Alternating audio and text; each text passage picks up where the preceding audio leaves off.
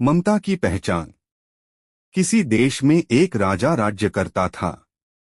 उसकी कोई भी संतान न थी, जिस कारण वह बहुत दुखी रहा करता था। वह रात दिन इस बात के लिए बहुत चिंतित रहता था कि उसके घर में कोई भी बच्चा नहीं है। उस राजा की रानियां तो 7 थीं, परंतु किसी को भी उससे संतान की प्राप्ति नहीं हो पाई थी। संतान पाने के लिए उस राजा ने बहुत यज्ञ, दान, पुण्य आदि करवाए थे। अंत में आखिर उस राजा की संतान संबंधी इच्छा पूरी होने का समय भी आ गया। राजमहल में चारों ओर खुशियों की लहरें फैली हुई थीं।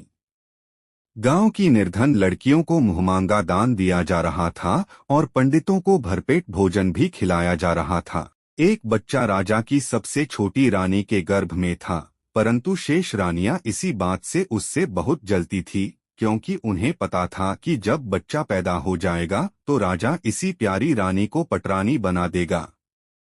जब बच्चे के जन्म का समय निकट आया, तब राजा के कहने पर सबसे छोटी रानी के पास एक नगाड़ा रखवा दिया गया कि जब भी बच्चा हो तो सबसे पहले राजा को पता चलना चाहिए, ताकि तुरंत संतान होने की खुशियां मनाने के लिए वह सभी को उपस्थित होने का आदेश दे सके।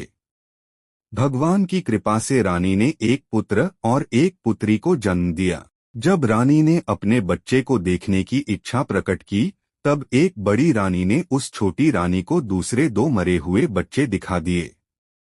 यह देखकर वह रानी एकदम अपने होश-हवास ही खो बैठी। जब राजा को इस बात का पता चला, तो उसने उस बड़ी रानी को लंबे वनवास में भेज देने के लिए कठोर आदेश दे दिया।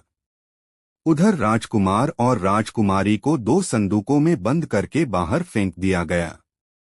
वहां से उसी समय सौभाग्यवश एक संत महात्मा गुजर रहे थे। तभी उन्हें उन 2 बच्चों के रोने की आवाज अपने कानों में सुनाई पड़ी। उन्होंने तुरंत उसे उस बड़े संदूक से बाहर निकाला और उन्हें अपने घर ले गए। महात्मा जी इस घटना के बाद उन बच्चों का आप ही पालन पोषण करने लगे। यह बात किसी तरह रानियों के पास भी पहुंच गई कि छोटी रानी के दोनों बच्चे अभी मरे नहीं, बल्कि जीवित हैं और बहुत ही अच्छे ढंग से उनका किसी साधु के घर में उसके ही द्वारा अच्छी तरह से पालन पोषण हो रहा है। उन ईर्ष्यालु रानियों ने एक सेविका के हाथ 2 जहर के पेड़े भेजे और कहा कि जब कभी वह महात्मा जी अपने घर से बाहर जाएं, तो ये पेड़े उन दोनों बच्चों को दे दिए जाएं। सेविका ने जहर के वे दोनों पेड़े उन दोनों बच्चों को खिला दिए। उन पेड़ों को खाते ही उन दोनों मासूम बच्चों की तुरंत मृत्यु हो गई। जब महात्मा जी बाहर का सारा काम निपटाकर अपने घर वापस आए, तो यह देखकर उनके हृदय को बहुत आघात पहुंचा। वे समझ गए कि उनके जाने के बाद पीछे उनका शत्रु अपनी घृणित चाल चल गया है। महात्मा जी ने उन दोनों बच्चों की समाधि अपने आंगन में ही बना दी। कुछ समय बाद राजकुमार की समाधि पर आम का एक पौधा और राजकुमारी की समाधि पर चंपा का एक पौधा उगाया। समय बीतता गया और वे पौधे भी बढ़ते चले गए। आम के पौधे पर मजरियां निकल आईं और चंपा के पौधे पर भी सुंदर फूल खिल उठे। एक दिन एक कौआ चंपा का फूल तोड़कर ले गया। वह कौआ जब राजा के महल की छत पर आया, तो वहां अपने बाल सुखा रही किसी स्त्री ने उसे ढेला मारकर वहां से उड़ा दिया। कौए का फूल डर के मारे वहीं पर गिर गया। उस स्त्री ने कौए की चोंच से चंपा का गिरा हुआ वह फूल बड़ी रानी को दे दिया। किंतु जब राजा ने फूल को देखा तो कहा, शीघ्र जाकर कहीं से ठीक ऐसे और फूल तोड़कर लाओ।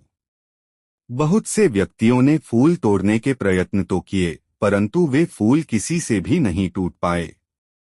जो कोई व्यक्ति ज्यों ही उन्हें तोड़ने की कोशिश करता था, त्यों ही वे फूल उस मनुष्य के कद से बहुत ऊंचे हो जाते थे। आखिर में जब राजा स्वयं फूल तोड़ने के लिए गया, तो वृक्ष के फूल उस राजा के सिर से भी 10 गज ऊपर हो गए। इतने में वहां समीप ही एक समाधि से आवाज आई कि महाराज, यदि आपको फूल चाहिए तो आप उस स्त्री को भेजें जिसने कौए को उड़ाया है। बच्चों को पता होता है कि यही हमारी माँ है, इसलिए वे राजा को उस स्त्री को भेजने के लिए कहते हैं। राजा ने ऐसा ही किया। जब बच्चों की माता उन पौधों के पास आई तो वृक्ष नीचे की ओर झुक गए। अब उस वृक्ष ने अपनी शाखाओं को बच्चों की माता के इर्द गिर्द लपेट लिया।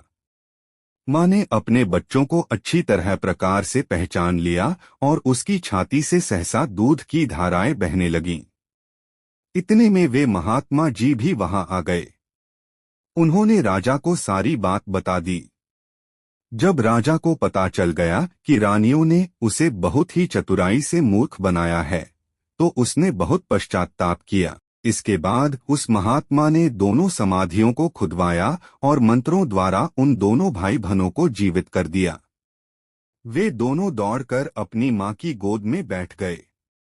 राजा ने आदेश दिया कि बड़ी रानियों को हाथियों के पांव से बांधकर सारे शहर में घसीटा जाए। इसके बाद वह बड़ी धूमधाम से छोटी रानी को बहुत ही शानो शौकत से राजमहल में ले आया। इस प्रकार वे सभी प्रसन्नता से अपना शेष जीवन व्यतीत करने लगे।